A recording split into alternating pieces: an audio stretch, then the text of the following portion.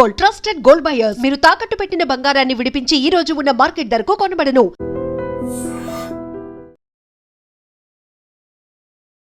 నమస్తే, welcome to I dream talking point with కవిత.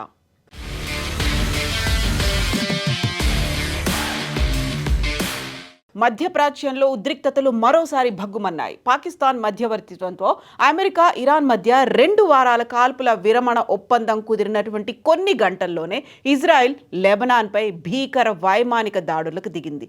ఈ దాడుల్లో 500 మందికి పైగా మరణిస్తే 1100 మందికి పైగా గాయపడ్డారు. ఈ తీవ్రత ఇంకా పెరిగే అవకాశం ఉంది అని వార్తలు వస్తున్నాయి. ఈ పరిణామంతో కాల్పుల విరమణ ఒప్పందం భవిష్యత్తుపై నీలి నీడలు కమ్ముకున్నాయి. మధ్యప్రాచ్యంలో శాంతి స్థాపన కోసం అమెరికా చొరవతో కుదిరిన 2 వారాల కాల్పుల విరమణ ఒప్పందం ప్రమాదంలో పడింది. లెబనాన్పై ఇజ్రాయెల్ దాడులు కొనసాగించడమే దీనికి కారణమైంది. ఇజ్రాయెల్ చర్యలను తీవ్రంగా పరిగణించినటువంటి ఇరాన్ ఒప్పందం నుంచి వైదొలుగుతామని హెచ్చరించింది. అంతేకాదు, ప్రపంచ చమురు రవాణాకు జీవనాడి అయినటువంటి హర్ముజ్ జలసంధిని మరోసారి దిగ్బంధిస్తున్నట్లుగా ప్రకటించి సంచలనం సృష్టించింది. ఈ పరిణామంతో వెస్ట్ ఆసియాలో మళ్లీ యుద్ధ మేఘాలు కమ్ముకున్నాయి. అమెరికా అధ్యక్షుడు డొనాల్డ్ ట్రంప్, ఇరాన్ విదేశాంగ మంత్రి అబ్బాస్ అరాగ్జీ కాల్పుల విరమణను ప్రకటించారు. హర్ముజ్ జలసంధి ద్వారా నౌకల రాకపోకలకు అనుమతించేందుకు ఇరాన్ అంగీకరించింది. అయితే ఈ ఒప్పందం ప్రకటించిన వెంటనే ఇజ్రాయెల్ లెబనాన్లో ఉన్నటువంటి బీరూట్, బెకాలోయ సహా హిజ్బుల్ స్థావరాలే లక్ష్యంగా విరుచుకుపడింది. అమెరికాతో కుదిరిన ఒప్పందం తమకు, హిజ్బుల్లాకు మధ్య జరుగుతున్న పోరాటానికి వర్తించదంటూ ఇజ్రాయెల్ ప్రధాని బెంజమిన్ నెతన్యాహు స్పష్టం చేశారు.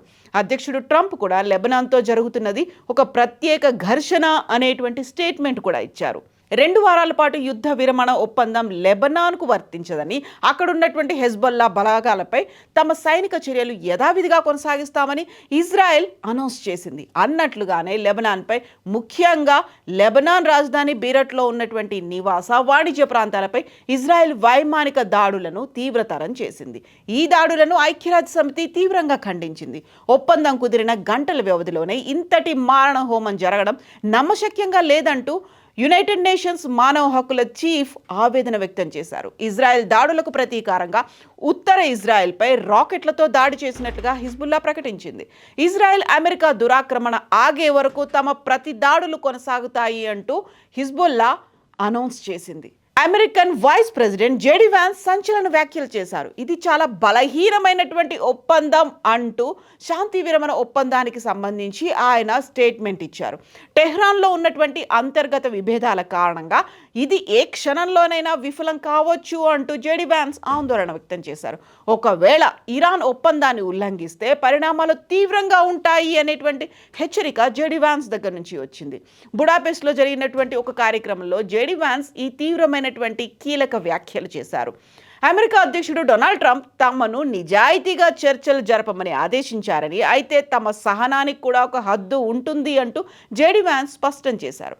వారు నిజాయితీగా చర్చలు జరిపితే మేము ఖచ్చితంగా ఒక విస్తృత ఒప్పందాన్ని కుదుర్చుకోగలుగుతాం. కానీ ఇరాన్ అబద్ధాలు చెప్పినా, మోసం చేసినా దాని పర్యవసానాలు తీవ్రంగా ఉంటాయి అంటూ వ్యాన్స్ హెచ్చరించారు. ఈ పరిణామాల నేపథ్యంలో ఏప్రిల్ 10వ తేదీన ఇస్లామాబాద్లో జరగాల్సినటువంటి ఇస్లామాబాద్ టాక్స్ అత్యంత కీలకంగా మారాయి. కాల్పుల విరమణ వార్తతో $95 దిగువగా పడిపోయినటువంటి బ్రెంట్ క్రూడ్ ఆయిల్ ధర లెబనాన్ దాడులతో మళ్ళీ $97లకు పెరిగింది. అనుమతి లేకుండా జలసంధిలోకి ప్రవేశించే ఏ నౌకనైనా ధ్వంసం చేస్తామని రేడియో ద్వారా తీవ్ర హెచ్చరికలు జారీ చేసినట్లుగా నివేదికలు చెబుతున్నాయి. ఇరాన్ తాజా నిర్ణయాలతో గల్ఫ్ ప్రాంతాల్లో గందరగోళం నెలకొంది. దాదాపు 400 నౌకలు నిలిచిపోవడంతో పరిస్థితి ఒక కార్ పార్కింగ్ ఏరియాలో ఎలా అయితే ఉంటుందో నౌకలు కూడా అలాగే కనిపిస్తున్నాయి అనేటువంటి వార్తలున్నాయి. దీంతో లక్షల బ్యారెళ్ల చమురు రవాణా స్తంభించిపోయింది. మరోవైపు హర్ముజ్ జలసంధిపై పట్టు బిగించేందుకు ఇరాన్ సిద్ధమవుతోంది.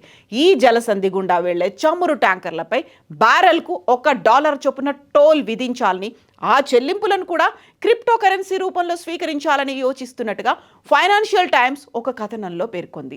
ఇజ్రాయెల్ చర్యలు కాల్పుల విరమణ ఒప్పందాన్ని బాహాటంగా ఉల్లంఘించడమేనని ఇరాన్ విదేశాంగ మంత్రి అబ్బాస్ అరాగ్జీ మండిపడ్డారు.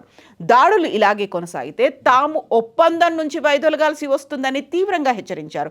మరోవైపు తమ అనుమతి లేకుండా హర్ముజ్ జలసంధిలోకి ప్రవేశించే ఏ నౌకనైనా ధ్వంసం చేస్తామని ఇరాన్ సాయుధ దళాలు ప్రకటించాయి.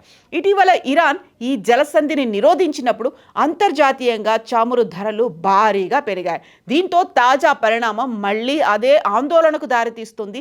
ప్రపంచవ్యాప్తంగా చమురు ధరలు పెరుగుతాయా అనేటువంటి అనుమానాలు కూడా వ్యక్తమవుతున్నాయి. అమెరికా ఇరాన్ మధ్య జరుగుతున్నటువంటి కాల్పుల విరమణ చర్చల్లో పాకిస్తాన్ పోషిస్తున్నటువంటి మధ్యవర్తి పాత్రపై ఇజ్రాయెల్ అనుమానాల్ని వ్యక్తం చేస్తోంది.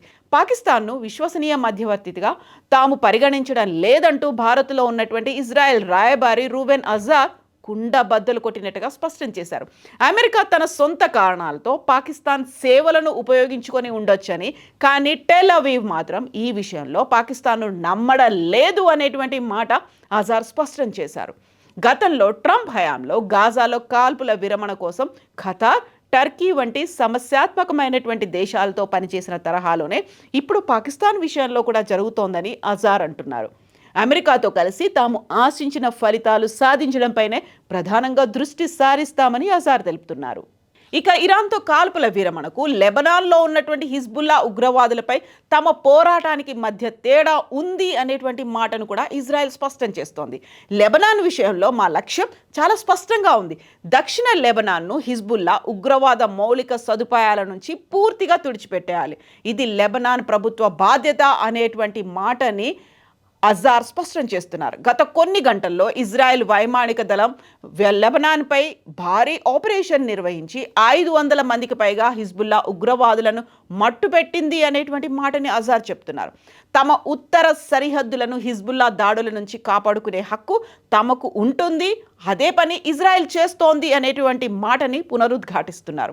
ఇక అదే సమయంలో ఇరాన్తో అమెరికా చేస్తున్న చర్చలకు ఇజ్రాయెల్ మద్దతు ఇస్తోంది అనేటువంటి మాట కూడా చెప్తున్నారు. ఇరాన్ అణు కార్యక్రమం, బాలిస్టిక్ క్షిపణుల ఉత్పత్తి వంటి 2 ప్రధాన ముప్పులను ఈ చర్చలు తొలగిస్తాయని ఆశిస్తున్నట్లుగా కూడా అభిప్రాయపడుతున్నారు. ఇదిలా ఉంటే లెబనాన్పై ఇజ్రాయెల్ దాడుల వల్ల ఈ ఒప్పందం దెబ్బతినే ప్రమాదం ఉందని ఇరాన్ హెచ్చరించింది.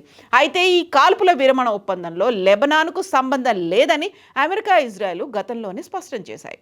వాస్తవానికి పాకిస్తాన్లో శాశ్వత శాంతి చర్చలు జరపాలని ప్రణాళికలు సిద్ధమవుతున్నాయి. అయితే హర్మూజ్ జలసంధిపై పూర్తి సైనిక ఆధిపత్యం తమకే ఉండాలని, దాని ద్వారా ప్రయాణించే నౌకల నుంచి రుసుము వసూలు చేసే హక్కు కల్పించాలని ఇరాన్ సరికొత్త డిమాండ్లను తెరపైకి తెచ్చింది. కానీ అమెరికా, ఇజ్రాయెల్ మాత్రం ప్రస్తుత కాల్పుల విరమణ ఒప్పందం లెబనాన్కు వర్తించదని స్పష్టం చేస్తున్నాయి.